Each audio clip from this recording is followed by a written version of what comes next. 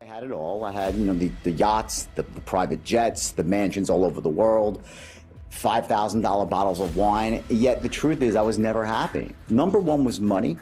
Number two was power.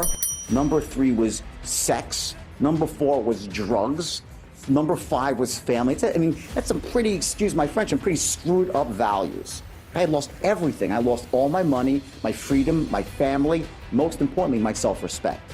When I look at the board, one thing I always remember that bulls make money and bears make money, but pigs get slaughtered. I've learned one thing, that the easiest way to make money is create something of such value that everybody wants and go out and give and create value. The money comes automatically. Number two, I would say try to develop a second source of income, something that you could do to make a little bit of extra money as a hedge against anything else that's going on. I pick something that you're passionate about, something that's going to make you happy, something that involves giving. And I think the third thing is also to really take a longer term view.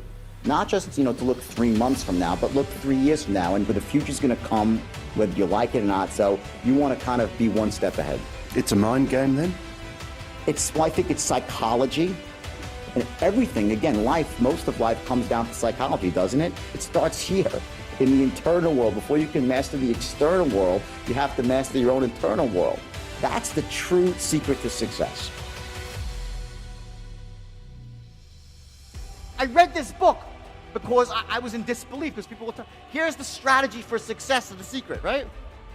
Go into your house and into a quiet room, and you close the lights, draw the shades, and sit on a couch and visualize a big fat check.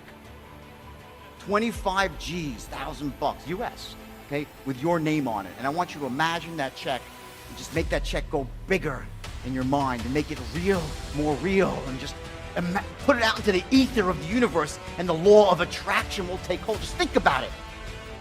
Bullshit, right? Hello? If that's your strategy for success, the only thing that will show up in your mailbox is not the check, it's a freaking eviction notice from your landlord. They'll be towing away your car, your wife and your husband will be over the next door neighbor, and you'll be still saying, where's the check, where's the check, where's the check? Okay, the secret is a load of crap, okay? Do I believe in manifestation? Yeah!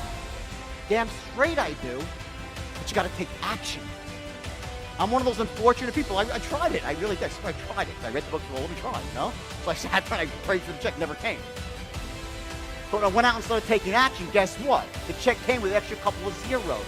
Or people believe they are creatures of circumstance.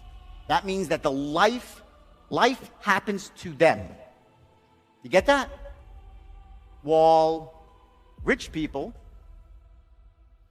are creators of circumstance. I will tell you this, there is no more destructive belief in the world than to think that life happens to you.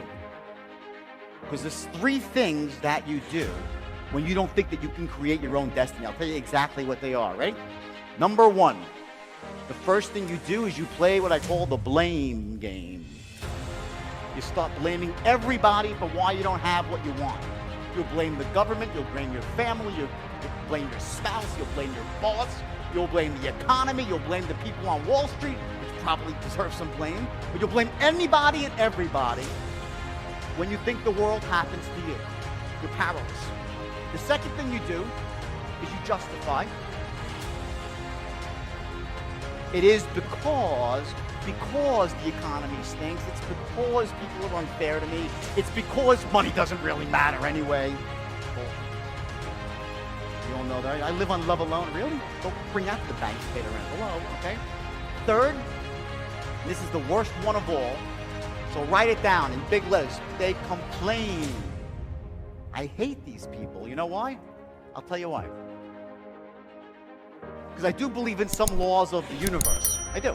And one of them is that what you focus on expands, gets bigger, and what you focus on, you attract. Because you move towards it. You're focusing on something you attract. So here's what happens. When you're complaining, what are you focusing on? All the hate in your life. So guess what happens to you? You become a giant. I don't want to be around you because they attracted to you. You got to get away from them because when you hear someone complaining, it might hit you too. And it's the worst of all. That's what complaining does. So if you're a person that believes that, you're a creature of circumstance, life happens to you, good luck. What happens with people is we tend to go out into the world and we look for those sort of excuses about why things aren't the way we want. And when you do that, you lose all your power in life. When you start focusing on the external, on the excuses, you lose your power.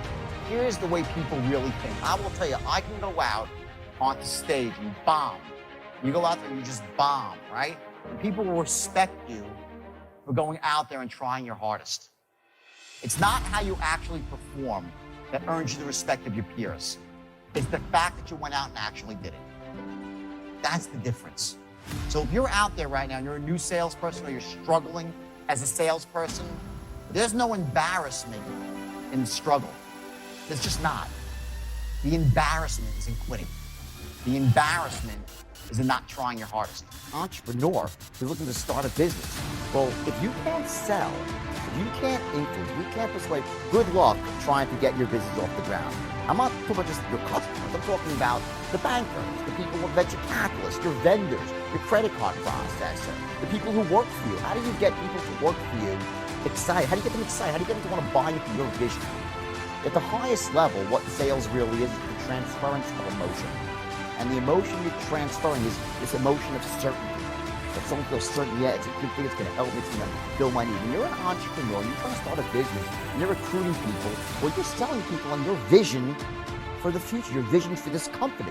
If you can't do that, good luck trying to get great people to work for you. It's almost nearly impossible, which is why you always see, the people, if they say, oh, he's a visionary.